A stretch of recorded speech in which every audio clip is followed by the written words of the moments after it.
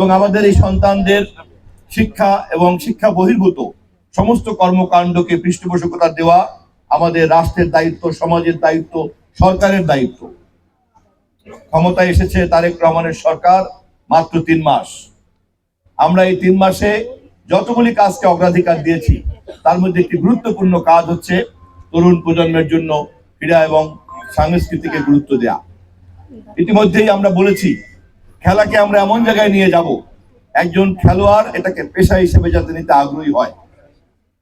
যেই খেলোয়াড়ের মধ্যে সৃষ্টিকর্তা খেলোয়াড় সুলভ মনোভাব এবং ক্রীড়া নৈপুণ্য দিয়েছেন তা চাইলেই কেবলমাত্র বই পড়ে পাওয়া যায় না। এই ধরনের প্রতিভা একমাত্র সৃষ্টিকর্তাই দেয়। যেমন আমরা দেখেছি মেসির মধ্যে, রোনাল্ডোর মধ্যে, মারাডোনার মধ্যে। আমাদের দায়িত্ব হচ্ছে এই ধরনের প্রতিভাকে কেবলমাত্র পৃষ্ঠপোষকতা করা। হয়তো আমাদের এই তরুণদের মধ্যেও ভবিষ্যতের রোনাল্ডো, মেসিরা ঘুমিয়ে আছে। আমাদের রাষ্ট্র এবং সমাজ যদি তার জন্য সেই পথ পরিষ্কার করে না রাখে তাহলে আমরা এই সম্পদকে হারিয়ে ফেলতে পারি। সেই কারণেই আমাদেরকে আজ এগিয়ে আসতে হবে। আমাদের সরকার, আমরা ঘোষণা করেছি খেলার প্রতি আমরা এমন ভাবে মনোযোগ দিব যেই ক্রীড়াবিদকে আমাদের মনে হবে যে তার সম্ভাবনা আছে তিনি যাতে এটাকে পেশা হিসেবে নিতে পারেন। আপনারা নিশ্চয়ই জানেন একজন খেলোয়াড়ের ক্রীড়া নৈপুণ্য, একজন ক্রিকেটার, একজন ব্যাটসম্যান, একজন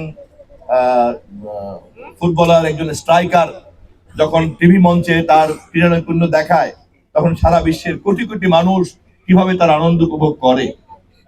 এবং নিশ্চয়ই আপনারা অনেকেই জানেন, তোমরা নিশ্চয়ই জানো যে একজন ভালো খেলোয়াড়কে কিভাবে বড় বড় ক্লাবগুলি কিভাবে লুফে নেয় এবং একজন খেলোয়াড় তারকাতে পরিণত হলে পরে সে সেই দেশের জন্য সম্পদে পরিণত হয়ে দাঁড়ায়।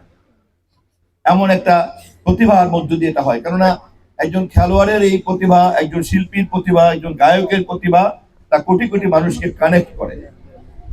ফলে এই অঙ্গনের এই বিনিয়োগ, এই অঙ্গনের যে তৎপরতা, সময়, এটা সরাসরি কোনো আমাদের লাভ লোকসান না থাকার কারণে আমরা হয়তো ভুল করি, কিন্তু এই সুদূর প্রসারী অনেক লাভ আমাদের আছে।